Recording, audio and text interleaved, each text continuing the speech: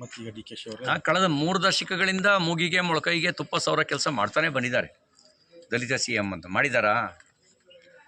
ಮಾಡಿದರೆ ಮಲ್ಲಿಕಾರ್ಜುನ್ ಖರ್ಗೆ ಅವರು ಮುಖ್ಯಮಂತ್ರಿಯಾಗಿ ಮಾಜಿ ಮುಖ್ಯಮಂತ್ರಿ ಆಗಿ ಅನ್ಸ್ಕೋಬೇಕಿತ್ತು.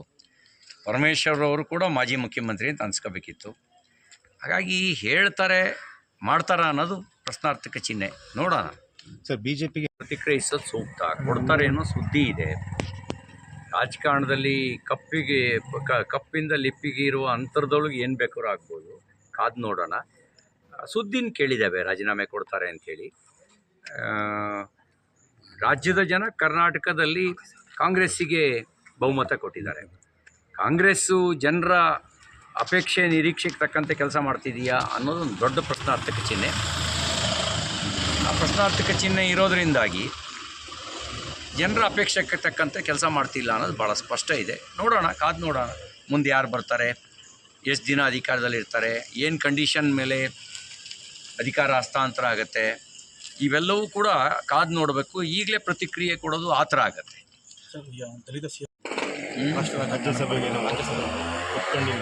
ಈ ಎಲ್ಲವೂ ನಾವು ಊಹಾಪೋಹಗಳು, ಖಚಿತವಾಗಿ ಯಾರೂ ಹೇಳಿಲ್ಲ. ಖಚಿತವಾಗಿ ಹೇಳೋವರೆಗೂ ಕೂಡ ನಾವು ಪ್ರತಿಕ್ರಿಯಿಸೋದು ಆ ಥರ ಆಗಿಬಿಡುತ್ತೇನೋ ಅಂತ ನನಗನ್ಸುತ್ತೆ.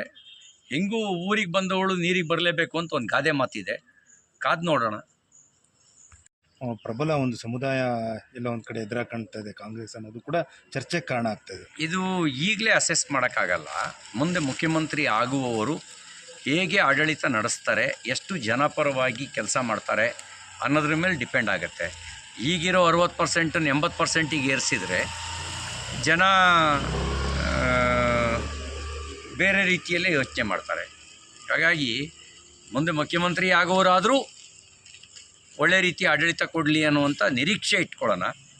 ಆದರೆ ವಿಶ್ವಾಸ ಇಟ್ಕೋಬೇಡಿ, ನಿರೀಕ್ಷೆ ಇಟ್ಕೊಳ್ಳಿ. ಸರ್, ನಾನೇ ಯಾವಾಗ ಮುಖ್ಯಮಂತ್ರಿ ಅಂತ ಹೇಳ್ತಾ ಇದ್ರು, ರಾಜೀನಾಮೆ ಕೊಡೋ ಹಂತಕ್ಕೆ ಬಂದಿದೆ ಸರ್. ಅಲ್ಲ, ನೀವು ಕೊಟ್ಟ ಮೇಲೆ ಪ್ರತಿಕ್ರಿಯಿಸೋದು ಸೂಕ್ತ. ನೀವು ರಾಜೀನಾಮೆ ಕೊಡೋಕ್ಕೆ ಮುಂಚೆನೇ ಎಷ್ಟೋ ಮುಖ್ಯಮಂತ್ರಿಗಳು ರಾಜೀನಾಮೆ ಕೊಟ್ಟು ವಾಪಸ್ ತಗೊಂಡಿರುವಂಥ ಉದಾಹರಣೆಗಳು ಇದ್ದಾವೆ. ಹಾಗಿರಬೇಕಾದ್ರೆ ಈಗ ಏನಾಗುತ್ತೆ ಅಂತ ನೋಡೋಣ. ಈಗ ದೆಹಲಿಗೆ ಹೋದವರು ಕೆಲವರು ಹಾಲಿಯಾಗಿ ಬಂದಿರ್ತಾರೆ, ಕೆಲವರು ಮಾಜಿಯಾಗಿ ಬಂದಿರ್ತಾರೆ. ಬಂದಮೇಲೆ ನೋಡೋಣ. ಈಗ ಈ ತಕ್ಷಣದ ಪ್ರತಿಕ್ರಿಯೆ ಕೊಡೋದು ಸೂಕ್ತ ಅಲ್ಲ ಅಂತ ನನಗನ್ಸುತ್ತೆ. ಪ್ರತಿಕ್ರಿಯಿಸೋದು ಸೂಕ್ತ. ಕೊಡ್ತಾರೆ ಅನ್ನೋ ಸುದ್ದಿ ಇದೆ. ರಾಜಕಾರಣದಲ್ಲಿ ಕಪ್ಪಿಂದ ಲಿಪ್ಪಿಗೆ ಇರುವ ಅಂತರದೊಳಗೆ ಏನು ಬೇಕಾದ್ರೂ ಆಗ್ಬೋದು. ಕಾದು ನೋಡೋಣ. ಸುದ್ದಿನ ಕೇಳಿದ್ದೇವೆ ರಾಜೀನಾಮೆ ಕೊಡ್ತಾರೆ ಅಂಥೇಳಿ. ರಾಜ್ಯದ ಜನ ಕರ್ನಾಟಕದಲ್ಲಿ ಕಾಂಗ್ರೆಸ್ಸಿಗೆ ಬಹುಮತ ಕೊಟ್ಟಿದ್ದಾರೆ. ಕಾಂಗ್ರೆಸ್ಸು ಜನರ ಅಪೇಕ್ಷೆ ನಿರೀಕ್ಷೆಗೆ ತಕ್ಕಂತೆ ಕೆಲಸ ಮಾಡ್ತಿದೆಯಾ ಅನ್ನೋದೊಂದು ದೊಡ್ಡ ಪ್ರಶ್ನಾರ್ಥಕ ಚಿಹ್ನೆ. ಆ ಪ್ರಶ್ನಾರ್ಥಕ ಚಿಹ್ನೆ ಇರೋದರಿಂದಾಗಿ ಜನರ ಅಪೇಕ್ಷೆಗೆ ತಕ್ಕಂತೆ ಕೆಲಸ ಮಾಡ್ತಿಲ್ಲ ಅನ್ನೋದು ಭಾಳ ಸ್ಪಷ್ಟ ಇದೆ. ನೋಡೋಣ, ಕಾದು ನೋಡೋಣ.